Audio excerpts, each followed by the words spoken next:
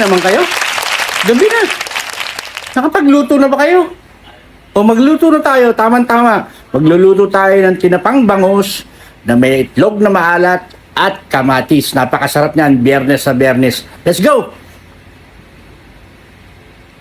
Oh, ba't nandiyan pa kayo? Tara na, magluluto na tayo. Nandiyan pa rin. Halika na nga. Let's go. Tara.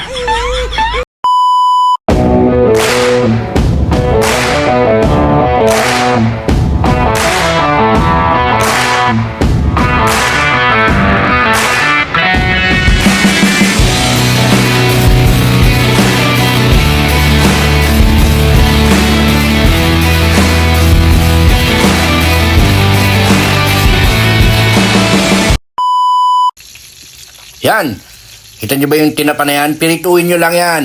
Tapos, hanggang medyo lumutong yung balat. Kasi masarap din yung balat yan pag malutong, tol. Tapos, baligtarin nyo na. Pag sa tingin nyo, kailangan nyo ng baligtarin nyo na. Napakasarap ng tinapa. Lalo na kung boneless. Boneless yan. Walang buto. Walang tinik. Kailangan natin ng itlog na kinamot, kaya namula, ay itlog na maalat, na pula, kamatis ni Mang Ari, simpleng-simple, yan lang ang ating kailangan.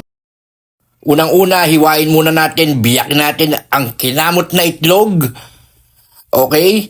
Kailangan natin siguro mga 2 o mga 3, depende kung gaano karami ang kakain. Pero ako, lakas ko sa itlog na maalat. Tapos, ang kamatis ni Mang Ari, hiwain nyo na rin. Tapos chopin nyo, bahala na kayo kung gaano kalaki. Napakasarap. Yan no, yung hinog na hinog yung kamatis, ganyan no, mamasa-masa. Naku po, napakasarap niyan. Okay, hiwa lang, chopin nyo lang. Pagkatapos nyong i-chop, kunin nyo na naman yung itlog na kinamot, ay maalat. Tapos tanggalin nyo ng kutsara, bahala na kayong dumiskarte. Ako, kinutsara ko at saka ako hiwa-hiwain. Tatadtarin ko. Para mas lumabas ang lasa, ang sarap ng itlog na kinamot ay napula. Okay. So ayan, panoorin nyo lang muna. Ganyan muna, ayan, bagal ng video eh. Okay, ayan, tatchopin natin, bilisan natin ng konti para mabilis. So, tapos may balat pa. Okay, chop ng chop. Kayo ba, pag Biyernes, anong niluluto nyo? Napakasarap kasi ng isda pag Biyernes eh. Noong nakaraang linggo, munggo tayo eh. Ngayon, ito na tayo titirahin natin. O ayan, lagay nyo na yung, paghaluin nyo na yung itlog na maalat na chinap. Tanggalin nyo yung balat ha. Tapos sa kamatis, lagyan nyo ng mga 2 kutsarang patis. Isa pa.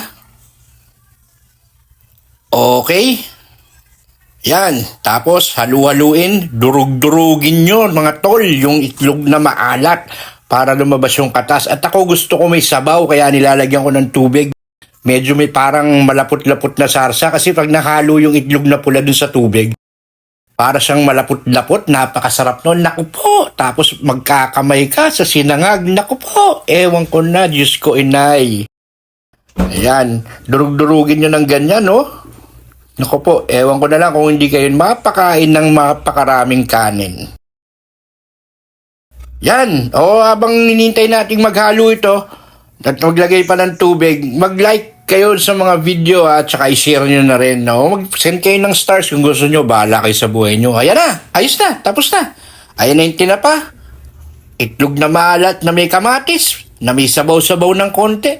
Ano pa kulang? Wala na. Kukunin mo na lang yung kanin. Sasandukin mo na lang. Gusto mo isangag mo. Lagyan mo ng bawang. Ayos na. So ano pa? Tara na, napakasarap niyan. Let's go! Oh, sarap, no? At tinapang bangus na may itlog na malat at kamatis. Panalong-panalo yan ngayon. Tara, dalhin nyo na yung garlic rice nyo, sinangag na kanin. Kain tayo, tol. Tara, till next video. Kita-kits. Salamat!